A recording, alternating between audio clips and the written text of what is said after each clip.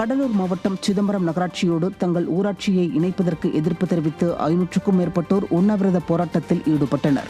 சிதம்பரத்தை அடுத்துள்ள லால்புரம் ஊராட்சியில் 5000த்திற்கும் மேற்பட்டோர் வசித்து வரும் நிலையில் இந்த ஊராட்சியை சிதம்பரம் நகராட்சியோடு இணைப்பதற்கான அறிவிப்பு வெளியிடப்பட்டுள்ளது. அவ்வாறு இணைத்தால் கிராமத்தில் விவசாயமும் மக்களின் வாழ்வாதாரமும் பாதிக்கப்படும் என கூறி மனு கொடுத்து போராட்டம் ஆர்ப்பாட்டம் என நடத்தியும் தீர்வு காணப்படவில்லை என கூறப்படுகிறது. இதையடுத்து நகராட்சியோடு தங்கள் ஊராட்சியை இணைக்கக்கூடாது என வலியுறுத்தி லால்புரம் கிராமத்தை சேர்ந்த சுமார் 500க்கும் மேற்பட்டோர் ஸ்டாலின் அரசை கண்டித்து உண்ணாவிரத போராட்டத்தில் ஈடுபட்டனர். பொதுமக்களிடம் கருத்து கேட்காமல் ஸ்டாலின் அரசு நகராட்சியோடு இணைப்பதற்கு நடவடிக்கை எடுப்பதாக மக்கள் குற்றம் சாட்டுகின்றனர்.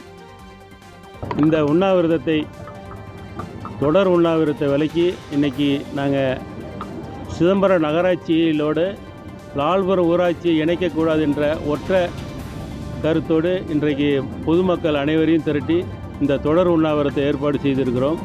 தமிழக அரசு எங்களுடைய கோரிக்கையை கருத்தில் எடுத்துக்கொண்டு உடனடியாக சிதம்பரம் நகராட்சியில் இணைப்பதை தவிர்க்க வேண்டும் என்று மிக தாழ்மையோடு கேட்டுக்கொள்கிறோம். இந்த வருஷம் வரையிலுமே நாங்களும் போராடிக்கிட்டு தான் இருக்கோம்.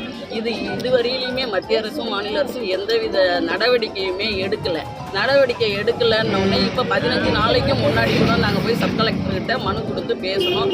அவங்க 15 நாள் எப்போ பார்த்தாலும் 15 நாள் அவகாசம் கேட்குறாங்க. மக்களுக்கு இதுவரையும் எந்த விதமான பதிலும் சொல்லலை. தெற்கு கேரளா மற்றும் அதனை ஒட்டிய பகுதிகளின் மேல் நிலவும் வளிமண்டல கீழடுக்கு சுழற்சி காரணமாக அடுத்த 2 நாட்களுக்கு கடலோர தமிழகத்தில் ஒரு சில இடங்களிலும், உள் தமிழகத்தில் ஓரிரு இடங்களிலும், புதுவை மற்றும் காரைக்கால் பகுதிகளிலும் இடி மின்னலுடன் கூடிய லேசானது முதல் மிதமான மழை பெய்யக்கூடும் என சென்னை வானிலை ஆய்வு மையம் தெரிவித்திருக்கிறது.